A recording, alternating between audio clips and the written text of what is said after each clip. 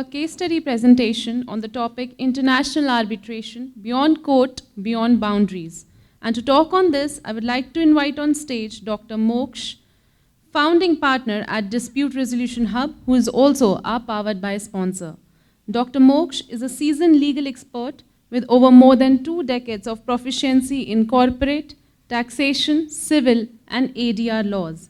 He leverages modern technology to offer transparent mediation, conciliation, and arbitration services. His exemplary journey reflects a passion for preventing corporate fraud and fostering mutually amicable dialogues, earning him allocates and trust. Let's have a huge round of applause, everyone, for Dr. Moksha.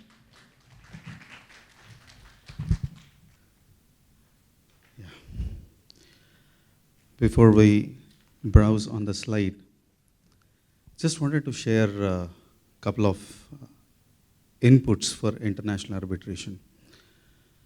What type of disputes arise in international arbitration, and how the journey of international arbitration has been till today.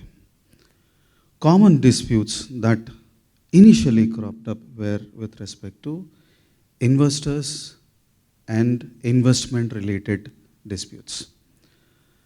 Now, there's a specialized entity. You have a settlement of investment dispute, you have an international council.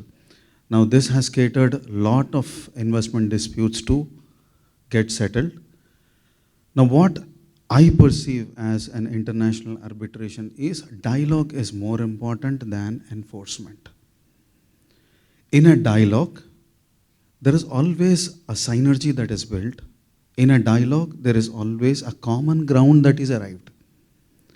When we talk about enforcement, it is something like you are trying to make things harder rather than lighter.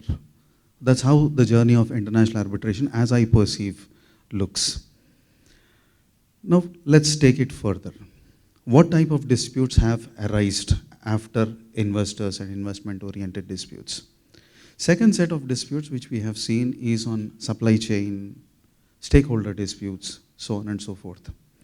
Now here, it's more than dialogue, it is understanding the substance that has bygone in the entire case.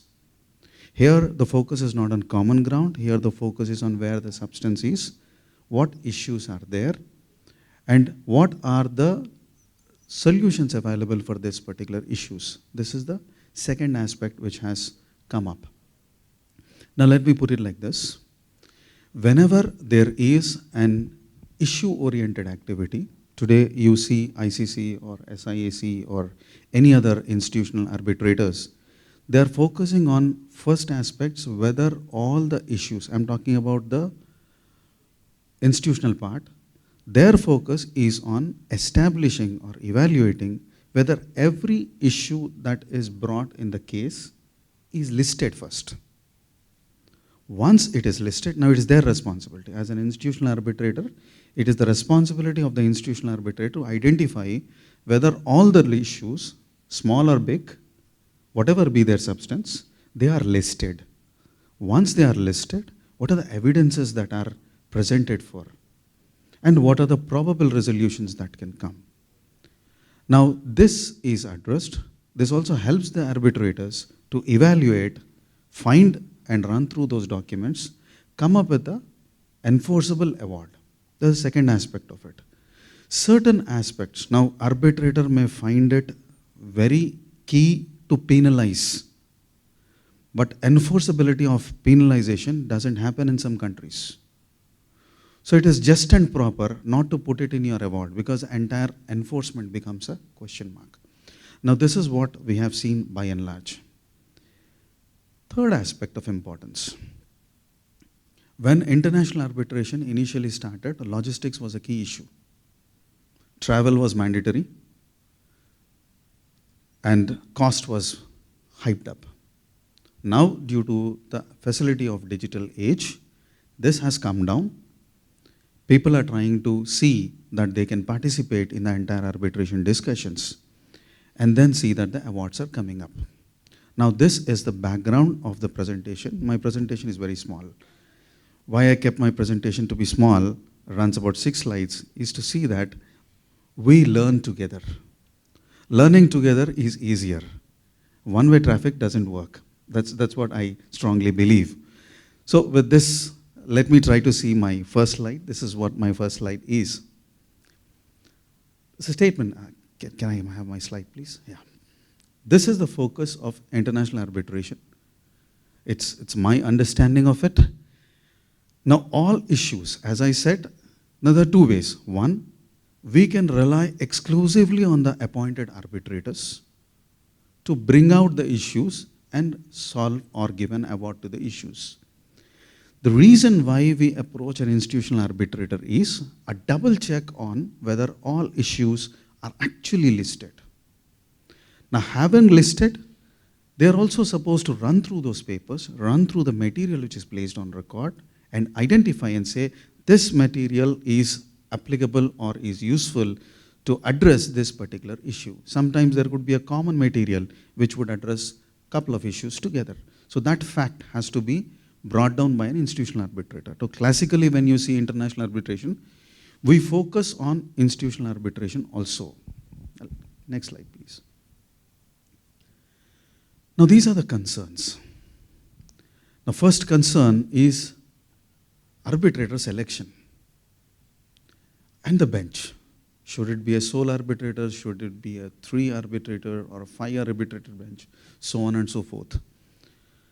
Suggestion goes mostly by the requirement. My take on the mix, if there is an issue which demands a subject matter expert, we don't see the subject matter expert to be in the list of arbitrators, or a sole arbitrator is not so a subject matter expert, then there is a reason for a bench to come. It could be 3, it could be 5. But whenever there is a need for a subject matter expert to understand specific issues, then there could be a bench that is going to come. Now, how do we differentiate? A subject matter expert is required, to my knowledge or to my understanding, only when there is a substantial impact on adjudicating the issue. Now, the substantial impact is not just financial. The substantial impact is on enforceability as well as the next phase of relationship management. This is where I look into it. Substantial need not be always financial. Substantial can be cultural. Substantial can be also focused on a point called implementation or enforcement of that particular award. And let's look at the second leg, cost. Cost is actually managed by the finance team. So we'll not much discuss about cost here because it's the finance evaluation. Confidentiality, transparency plays a vital role. Now, why? Why are we approaching an arbitrator? One core reason which I see is confidentiality. I don't want the entire documents which I'm placing for solving the issue to be publicized, which is high in case of courts. Now, if I'm marking a document, that automatically becomes a public document. And there can be a paper, and there can be a leakage of this particular documents, or there can be a possibility of certified documents being picked up. I don't want this to happen. So I want confidentiality of the tribunal, or confidentiality of my documents to be placed. My expectation, since I have relied on the tribunal, my expectation is tribunal is transparent to me. Now, what is transparent here? We are looking at fairness and equal opportunity given to both the counterparties who are fighting. Now, when it is fair, when all the parties' presentation and allegations are heard, issues are properly framed, then I think the award that's going to come out will not have any challenge for enforcement. When someone is aggrieved, then there is a challenge. When there is a justification done, I don't think challenges come. Now, duration. Purpose of picking up arbitration, one among the core area is duration. Now, we don't expect fastest track to happen in about 6 months or 3 months or whatsoever, but substantially parties know how much time it would take for appreciation of an evidence and an award being given. We are not in a world where people are unaware of.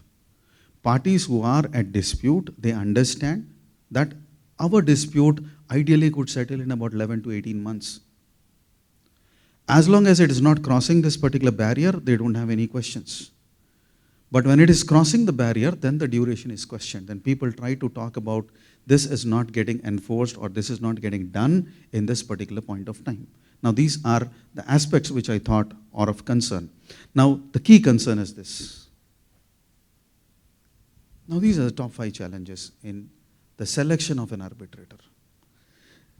If the leader or the person who is going to solve the dispute is a chosen perfect person, then there is no problem. Now the chosen perfect person is what we are trying to understand. First fact is the parties' agreement. Here, whomever in-house colleagues are there, I request their attention because for any dispute that's going to arise, we must pre-evaluate what qualifications are actually required for an expected dispute and for the arbitrator to come. Could be the technology base, could be the understanding of the business, could be the segment of any specific construction or technology evaluated aspects. It could be science, it could be technology, it could be the structure. We must specify that in case a dispute arises, this type of qualities, this type of qualifications are mandatory for a person to be chosen as an arbitrator. That will help the adjudicating of some, let's say we have an institutional arbitration that is kicking in. They want a guideline as to who could be a possible arbitrator for this particular case. This qualification and quantification, which is pre-decided in the agreement, will go a long way to give an appropriate, apt arbitrator for adjudicating the case. Now, second area is, I will not talk about cost here, I'll talk about availability and scheduling. It is more important that we get slots of all the counterparties, including the arbitrators, at a possible evaluated acceptable points. That makes things move faster. Thus, that makes the entire arbitration process to run fast. That's where I said suitable expert. If our agreements are clear, we can find a suitable expert faster. If the agreement is not clear, we may find a person who is not so competent to adjudicate the issue. Next, please. Next. Now, this is where we are Dispute Resolution Hub. What we try to focus is matching these 3 aspects, the technology integration, international arbitrator and mediator. Our focus is working on strengthening the business relationship. It's rather than making an enforceable, most competitive awards, we believe in awards that can actually build up relations rather than breaking relations. Next, please. Now, this is where we are. Whenever the second aspect which I try to address this here, think ahead, for me is there are ever-changing principles across the globe. Now, people who are in the in-house clause or in the consultancy segment, they are supposed to always focus on the agreements and see any upgradation required in the agreements. There could be a technology which we have initially thought is of utmost importance. Knowledge of the same is a required criteria for the arbitrator. Now, after about 6 or 7 months, we find that the technology is obsolete and is of no value.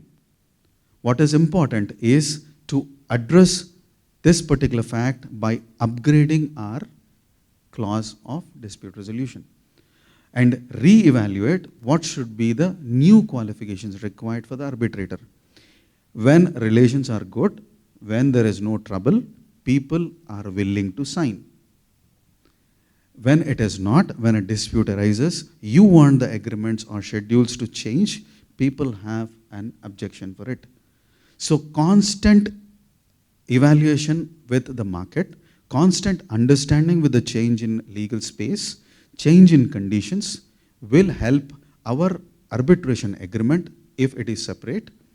If it is a part of the agreement as a clause, then revisit that particular clause, upgrade that particular clause. People are willing to sign addendums and amendments when things are good. Before a dispute arises, we must be proactive to see that our agreements are in place. The second area which we look at is whenever we are trying to execute the arbitration platform or when the arbitration is in process, what is more important is transcript of the meeting for clearance and clarity on the agreement. Meeting transcripts during an arbitration proceedings plays a vital role. This is our experience. Post-meeting transcript, whatever is most suggested is minutes of the arbitration proceedings signed by all the parties will give a better edge for the next session or the next proceeding of arbitration. So what we have been worked out is, we go issue-wise. Once an issue is completed, we make it clear to all the counterparties that this issue is done. We have taken all the evidence. We have taken all your related arguments to that particular evidence. In the next proceeding, we are going to address this particular issue, bring relevant documents thereon, or bring relevant agreements thereon.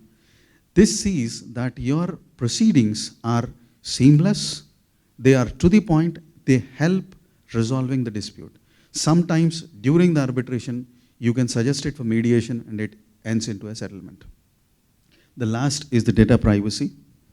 This is of utmost importance today. Whatever data is coming to you, everyone wants to know that the privacy policies are in place.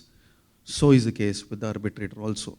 There are companies which have asked for a specific agreement with the arbitrator for a data privacy protection. There's nothing wrong. It can be signed. Next, please. This is where my presentation ends. Now, it's for you. Any questions I would like to answer? As I said, I wanted to keep my presentation small so that I can have learning rather than speaking.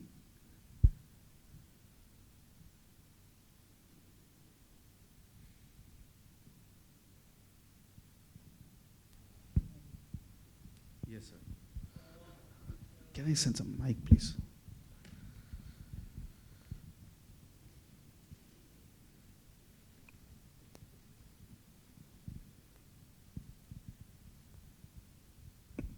Yeah, my name is Sunil Agrawal. Yes, I am please. from India. How to suggest on the arbitration enforcement, award enforcement, because major problems comes in the enforcement of the award. So usually when award is there, but the major shortcoming comes majorly in India when awards go to the enforcement and it take a very, very long time. So award become a piece of paper basically. We can royally call it as it gets frustrated. But point is, as I said, enforcement is a challenge not in India, in many countries. When it is a challenge, mostly when the award is in the form of penal provisions. So when there is a penal provision, take it from me, 2000% you will have a challenge in enforcing the award because parties are not willing to adhere to the penal provisions.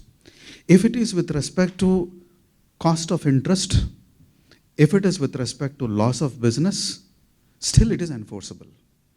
So it is the duty of the institutional arbitrator to say that there is a possibility of this particular penal provisions in that country making the award frustrated. That is how it is being protected. Now, let's take another aspect where I have filed an enforcement petition. Now, the concerned jurisdictional court is not attaching that particular property and then is not giving you a solution or the resolution is not getting affected. You can approach Supreme Court stating that this is my foreign award. This is what I have gone to the lower court and this is the jurisdictional court. It is getting delayed. What I am looking at is an enforcement to be executed within a stipulated period of time. The apex court will give a stipulated period of time and it is executed within that particular time if it is in the form of an attachment. Challenge is in the form of a mobile properties where the property is gone.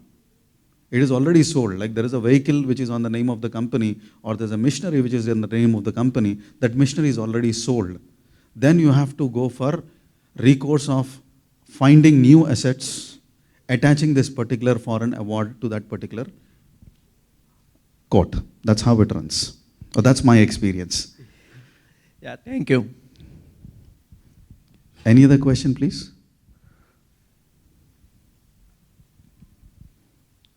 If no one has a question, I have a question. Yes, sir.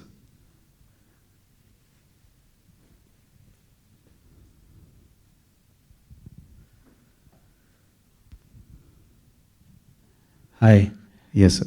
Nick Azli from Telecom Malaysia. What is your view about arbitration funding? So there are parties out there who are willing to fund an arbitration proceeding if they see that the claimant's case or defendant's case is viable, and they are willing to step into the shoes of the parties to take on the risk and fully fund the arbitration in consideration of getting a substantial amount of the arbitration award as a fee. So for the party, it relieves the financial or cost burden in taking the arbitration through. What's your view on that? Positively, my personal views, I don't relate it to any company. But to my understanding, arbitration funding is something which in principle is found to be a speculation. But if it gives a solution to my client and it doesn't eat their working capital currently, that can be an independent agreement between the client vis-a-vis the arbitration funder. Neither the arbitrator nor the other counterparty has no influence, has no role in this. But if my client is interested in having a person who is going to invest, take the risk, and there would be a separate, carefully drafted agreement between my client vis-a-vis the arbitration funder, that in case the claim doesn't go in, this is what is your risk. In case the claim comes in, this is what is going to be the understanding of the distribution of funds that have come up because of the arbitration award. And if there is a challenge on the enforcement of the arbitration award, this is how it is going to be dealt.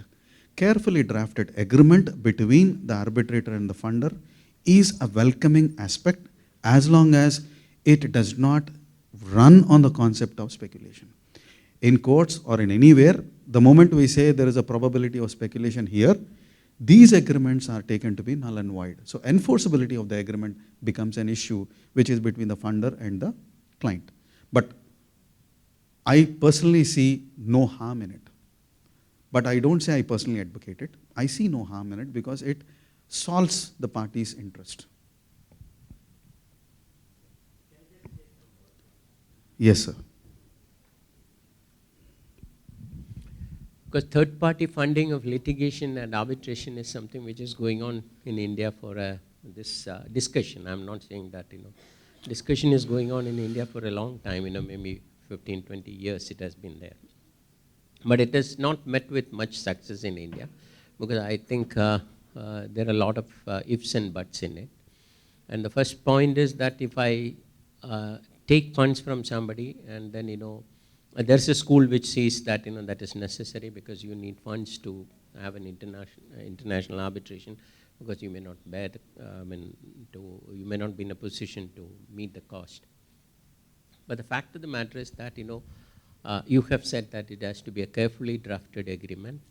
And one thing is that, it should have certain conditions which says that, as far as the conduct of the arbitration is concerned, the person who is funding may not have much say because, otherwise he will come and say that, I want this way it has to be done, this way it has to be done. Then it becomes another arbitrable matter rather than the main arbitration, because this itself will go into arbitration. Because that is something which is there, but it has to be carefully taken. And in some cases it is needed because when you have there is no such open and shut case in the law is concerned. There is no such open and shut case. So it has to be taken always with a pinch of salt, and then the agreement has to be in such a manner, or the funding, the conditions, I would say the funding conditions has to be in such a condition that he's only a kind of, stake investor who has no say in the matter. He should not come into the, an investor coming and investing in the company, and after that, he says that I want to run the business. That should not be allowed. This is what I feel. But there is no harm in it, but it is not very popular as far as India is concerned, because many law firms are advocating for that. There are foreign investors who are ready to invest this thing. But it goes into a long toss. I have not seen any experience in that, any company coming in, but it should not lead into another set of bout of litigation. Two clarifications, sir. One is, if there is an agreement between the funder and the party, it has no impact on the principal agreement which is being adjudicated. The reason is, the arbitrator who is appointed is based on the agreement which has cropped in between the parties. So, whatever agreement you sign with the arbitration funder, it has no significance whatsoever. In fact, there is zero impact on the arbitrator. If we write in this agreement, if we don't write it, in the principal agreement, because there is no concept of arbitration funding written, there cannot be any impact whatsoever on the arbitrator from this funder who is going to come. One. Second, arbitrator funder has come now. Dispute has arisen prior to his coming. All the evidence which are related are during the transaction where arbitrator funder is not available.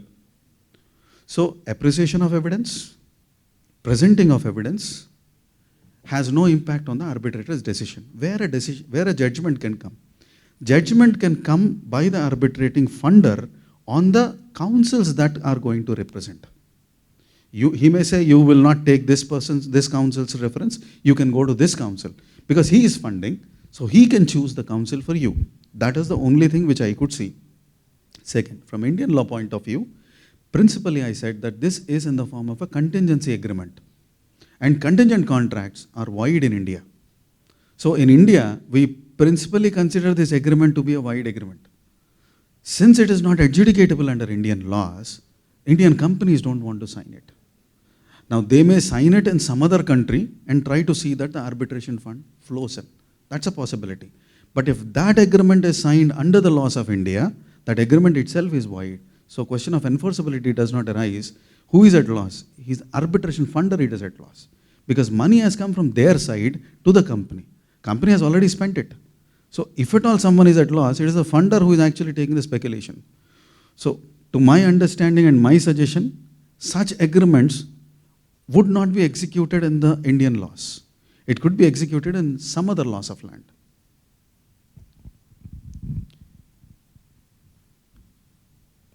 Now I have one question for everyone.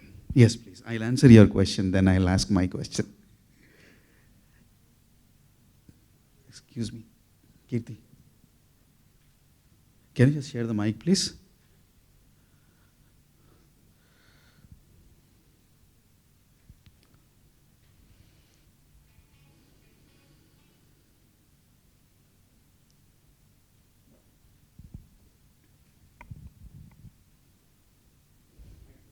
Yes.